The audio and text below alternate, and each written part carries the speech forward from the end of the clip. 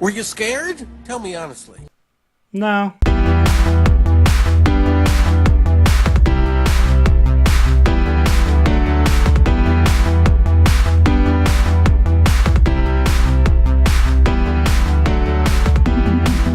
Hello everyone, Tyler Gobnuke Wells here with my first official movie review! It's about time. Better late than never. Today I'm going to review the new movie, The Forest. The Forest is a horror movie directed by Jason Zada and stars Natalie Dormer, and Taylor Kinney. In The Forest, the blonde Natalie Dormer character, whose name is Sarah, travels to Japan to try and find her lost twin sister Jess, who's also played by Natalie but has black hair.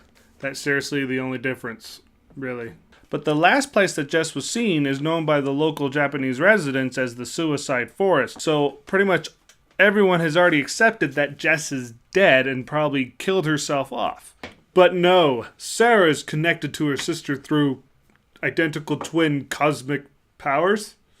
Sarah is convinced that Jess is alive and is determined to go and find her even if no one else is willing to help her. Cue Taylor Kinney. Taylor Kinney plays a man named Aiden who is supposedly a travel reporter from Australia who's living in Tokyo. He agrees to take Sarah into the forest with a guide as long as she supplies him with the story of her trying to find her sister. But being a horror movie called The Forest, of course, she gets lost, she gets separated, weird things happen. You get the idea for the rest of the movie. So, was The Forest any good? No. Well, was it at least scary? No. It's been a long time since I've seen a movie that fails so badly on so many levels.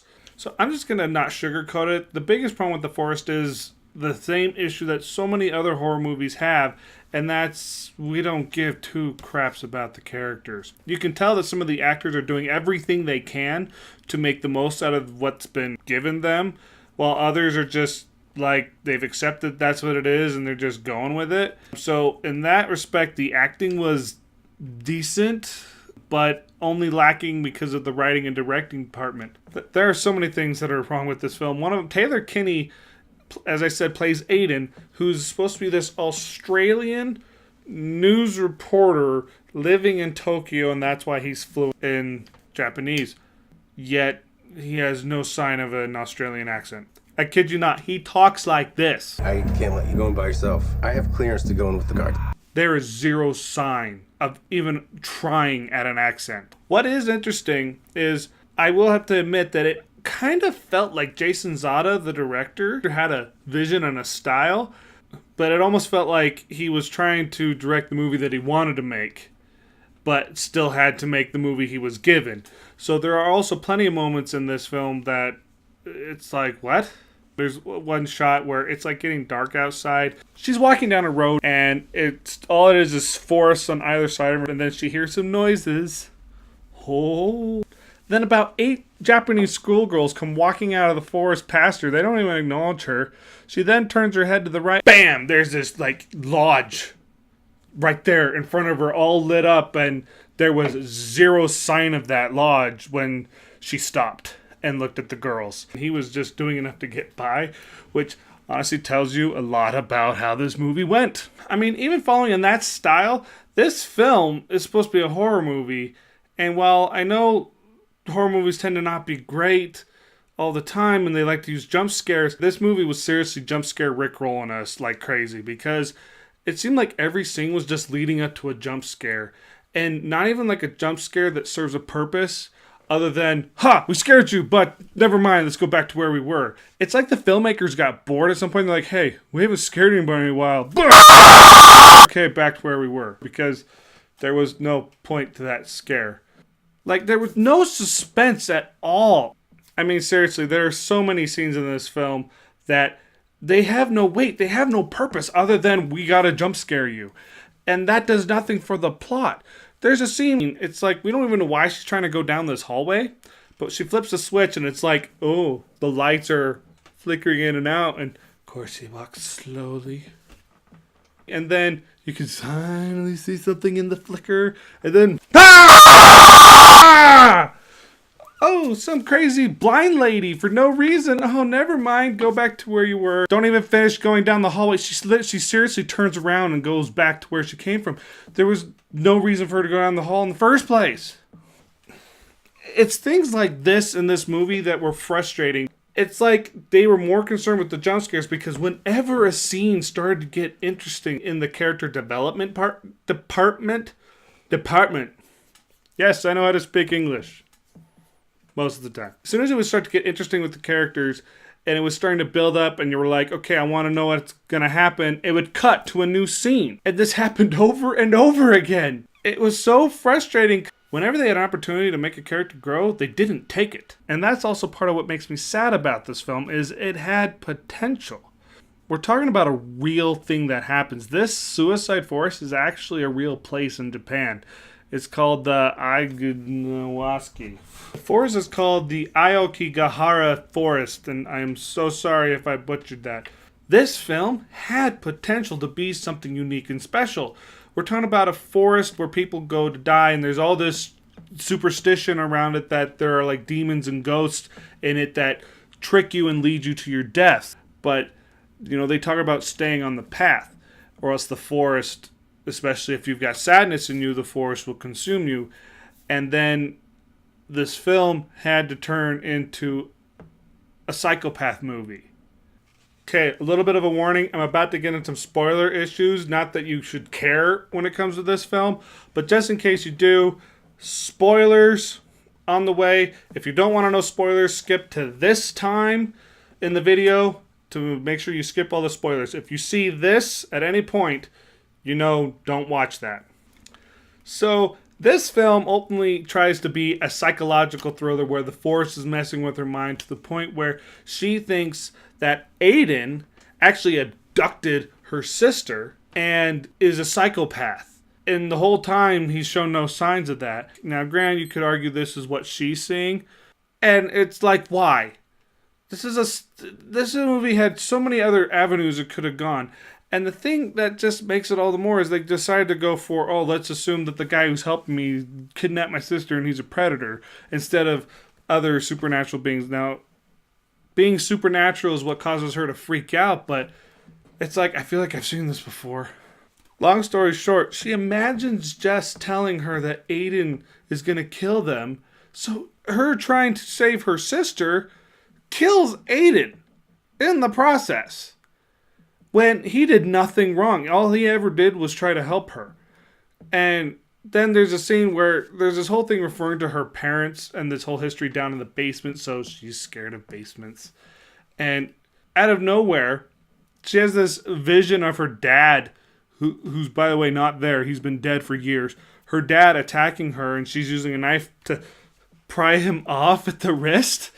All of a sudden, boom, there's Jess by a campfire in the forest, as if her cosmic connection to her sister has something's up. And then she starts seeing something in the woods, so she starts running away, and we're led to believe that it's Sarah who's trying to run from all these monsters that seem to be popping up everywhere in the trees. This part was kind of done well, but then as she's about to reach Jess, boom, Japanese girl appears and she stops dead in her tracks. And we're all sitting there going, yeah, that wouldn't stop me. I'd just blow right past him if the person I've been looking for is right in front of me. Oh, but here's the kicker. Jess ends up running into the rescue party, who are all like, oh, good, we found you. Do you know where Sarah is? And she's like, Sarah? She's in the forest? Cut back to when Sarah was trying to pry her dad off. She slit her wrist. Yeah. Sarah dies. What? So the main character we've been following this whole film dies because she slit her wrist trying to pry her dad off when, honestly, any one of us would have gone right into the hand of the thing instead of trying to pry the hand off. Seriously, what was this?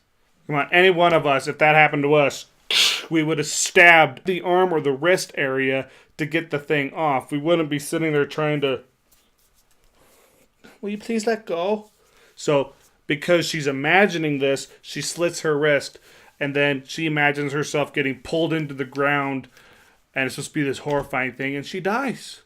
And then the Jess feels like, oh, silence. Oh no, Sarah. Are you serious? That's what you gotta say about your sister dying if you did have this connection. And so then they leave, and then the guide who all told them not to spend the night and not to stay there, he's the only one who did anything smart. He left and came back. Of course, everyone was missing. He turns, it's of course nighttime, he turns and he starts getting a scary face, and there's Sarah, and then all of a sudden she goes demon face, and it goes at the camera. Jump scare. End of movie. What a load of crap! Look, I understand that horror movies don't always want to end with a nicely tight, wrapped bow ending, and sometimes it's what the filmmaker wants to, solidify that horror appeal is that our hero doesn't make it. But all the films where it has the most impact or where we care are the ones that still give us the reward of the journey that we've been on to only surprise us then afterwards. The fact that Sarah is never reunited with her sister Jess in the entire movie kind of makes the whole journey kind of pointless. Why did I go on this adventure for them to not even see each other? At least even make eye contact. I mean, Jess didn't even know Sarah was there until they told her. And to me, that makes the ending weak, because had the characters met, it would have given them a little bit more of a boost in the developmental department so that when Sarah does die, it actually has some resonating impact. Like, she could still be dying in the cabin like she is in the movie, but maybe Jess sees her ghost and they make that connection there, and that's when Sarah realizes that she died. That would have had more of an impact than just having her see the Japanese girl and then getting sucked into a hole and then realizing she died. And then Jess and her never have a connection. It makes the ending weak. A better example of this would be Drag Me to Hell. Regardless of what you think of that film, the part that makes the ending satisfying yet shocking is the fact that, spoiler coming if you haven't seen it, is the fact that our main character went through her journey, she completed her journey, or so we thought. But there is a sense of accomplishment, things are good now, only to find out, oh no, you don't get out of it that easily. And then the film ends with hell opening the ground and dragging her down. That was a much better execution of the not happy ending. But we got this sense as a character that she had come full circle, that she had made her journey from beginning to end, only to be shocked that, nope, it was all for nothing. But at least we had that moment. Forrest, don't care about that. They just want to make you scared. And then we're watching the credits, and lo and behold, the reason for all my pain is revealed before me. Granted, I can't put all the blame on him, but I know he's a big factor because he's the biggest name that I saw in any of those credits, and that is this film was produced by David S. Goyer.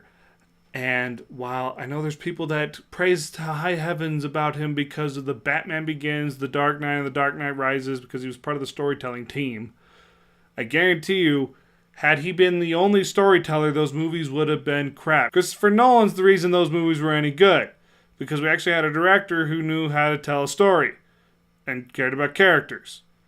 Something David Goyer doesn't quite get. I saw a movie a long time ago called The Invisible, which was written and directed by David S. Goyer. And you can go look it up and you can see how old it is. That movie actually had an exciting premise about a boy who was having an astral projection, an out-of-body experience, and it was him trying to find his way back into his body, and there's only one girl who he can interact with.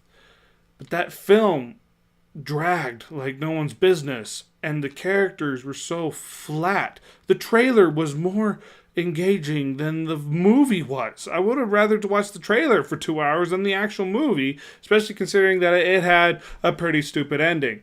I'd rather watch that movie over The Forest. That is how much I did not like The Forest. It's a waste of time. It's not poorly acted, but it's poorly written. Its director doesn't quite seem to know what kind of movie he wants to make, so he's all over the place. The story's all over the place. This film was a complete waste of time. It's just there, seriously, just to try and scare you. And for me, who's kind of a gullible person when it comes to horror movies, was not impressed. I'm one of those weirdos who found The Grudge terrifying. Now, before all you start saying I'm crazy, I found The Grudge terrifying, and I find The Forest stupid. What does that tell you? It's a waste of time. It's not poorly acted, but it's poorly written. Its director doesn't quite seem to know what kind of movie he wants to make, so he's all over the place. The story's all over the place. This film was such a waste of time. I highly recommend that you don't bother. Since I am Tyler Gobnuke Wells, the Indie Hat Media Shark, I've decided to rate my movies based on rows of teeth. The more rows of teeth, the better the movie, and it'll be out of 5. Being the first movie that I am rating with my new rating system, and granted it is January, but The Forest was a major letdown. It was worse than I had expected, and I have to give it 1 row of teeth out of 5. So there it is. There's my review on The Forest. Have you seen it? What did you think? Did you think it was as bad as I'm saying, or did you actually think it was pretty decent? So I want to hear what you guys thought. But otherwise, I hope I helped you dodge a bullet, because this film is totally worth skipping altogether. You won't remember it. I'm having trouble remembering, and I saw it an hour and a half ago, so that tells you how good it was. But anyway, I look forward to doing more movie reviews, and as well, more trailer reviews will be coming. So if you like what you're seeing here, please subscribe below and give a like. And that concludes this review.